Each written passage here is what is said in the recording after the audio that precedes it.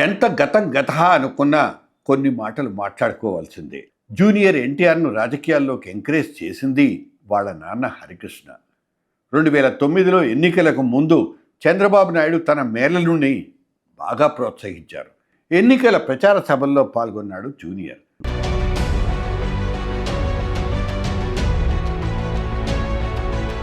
అతనిచ్చిన స్పీచ్లు సెన్సేషన్, జనాలకు కనెక్ట్ అయ్యాయి.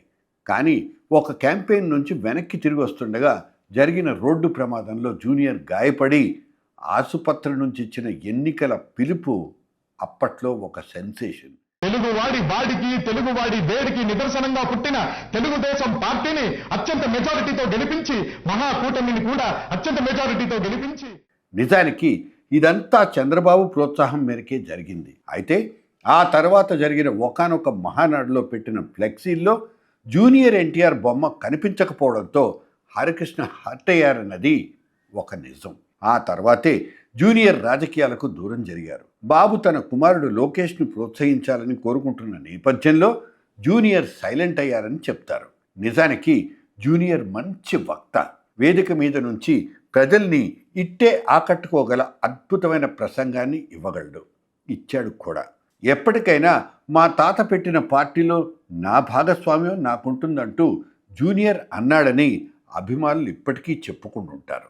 నాకు ఇంకా వయస్సుంది కదా, ముందు సినిమాల్లో నిలదొక్కుని ఆ తర్వాత రాజకీయాల గురించి ఆలోచిస్తానంటూ సన్నిహితులతో ఆయన చెప్పిన మాటలు కూడా బయటకొచ్చాయి. ఇవన్నీ దశాబ్ద కాలం కిందటి ముచ్చట్లు. అనుకున్నట్లుగానే గత 10 సంవత్సరాల్లో జూనియర్ సినిమాల్లో తనకంటూ ఒక సుస్థిరమైన స్థానాన్ని సంపాదించుకున్నాడు. హైయెస్ట్ రెమ్యునరేషన్ తీసుకునే వాళ్ళ టాపర్స్ లిస్ట్లో జూనియర్ పేరు కూడా కనిపిస్తుంది. ఇక వయసు విషయానికి వస్తే జూనియర్ 1983లో పుట్టాడు. అంటే ఇప్పుడు అతని ఏజ్ సుమారుగా 42 సంవత్సరాలు. ఇప్పుడు జగన్, కేటీఆర్, లోకేష్ వంటి వాళ్ళందరి ఈడువాడే. ఇప్పుడు అతను నిజంగా రాజకీయాల గురించి ఆలోచిస్తున్నాడా లేదా అన్నది ఆయన బయటపడితే కానీ తెలియదు. ఆశలు వేరు, అంచనాలు అంతకంటే వేరు. అతని అభిమానులు ఎన్ననుకున్నా ఏమనుకున్నా అతను ఏం ఆలోచిస్తున్నాడన్నది మాత్రమే ముఖ్యం. తమిళనాట దళపతి విజయ్ పొలిటికల్ అరంగేట్రమే అద్దిరింది.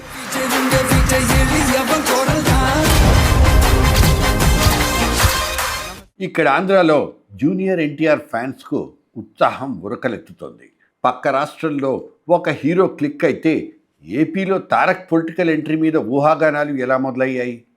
ఈ టాక్ సోషల్ మీడియాలో ఎందుకు ఇంతలా ట్రెండ్ అవుతోంది? తాతకు తగ్గ మనవడంటూ తెర వెనుక నడుస్తున్న అసలు పాలిటిక్స్ ఏంటి? 2024 ఎన్నికల్లో జనసేన బీజేపీలతో కలిసి తెలుగుదేశం పార్టీ అధికారంలోకి వచ్చిన తర్వాత ఈ టాక్ పెద్దగా లేదు.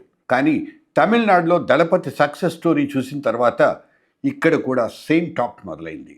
ఏపీ పొలిటికల్ సినారియోను టోటల్గా చేంజ్ చేసేందుకు జూనియర్ ఎన్టీఆర్ ఎంట్రీ ఇవ్వాల్సిందే అంటున్నారు అతని ఫ్యాన్స్.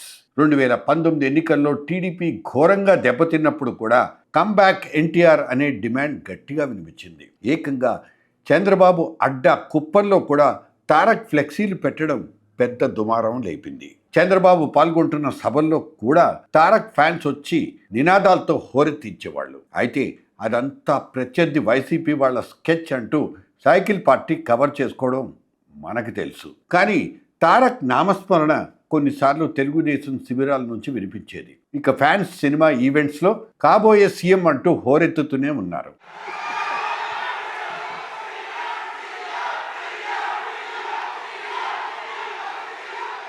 జూనియర్ ఎన్టీఆర్ మాత్రం నాకు మీరు కొనే మూవీ టికెట్స్ చాలు, ఓట్లు మాత్రం వద్దు అంటూ చాలా క్లారిటీగా కట్ అండ్ రైట్గా ఆ మధ్య ఎప్పుడో చెప్పేశాడు. కానీ సోషల్ మీడియాలో మాత్రం ఈ రచ్చ చర్చ నడుస్తూనే ఉంది. అడపా దడపా వైరల్ అవుతూ కూడా ఉంది. తారక్ పొలిటికల్ ఎంట్రీ విషయంలో ఫ్యాన్స్ డ్రీమ్స్ మామూలుగా లేవు. తమ హీరో వస్తే బ్యాలెట్ బాక్సులు బద్దలైపోతాయి అంటూ రచ్చ చేస్తున్నారు. పాలిటిక్స్ అంటే పాన్ ఇండియా సినిమా షూటింగ్ కాదు కదా. తాత ఎన్టీఆర్ లెగసీని మోయాలనే డిమాండ్ బాగానే ఉంది. కానీ ప్రాక్టికల్గా చాలా కలిసి రావాల్సి ఉంటుంది.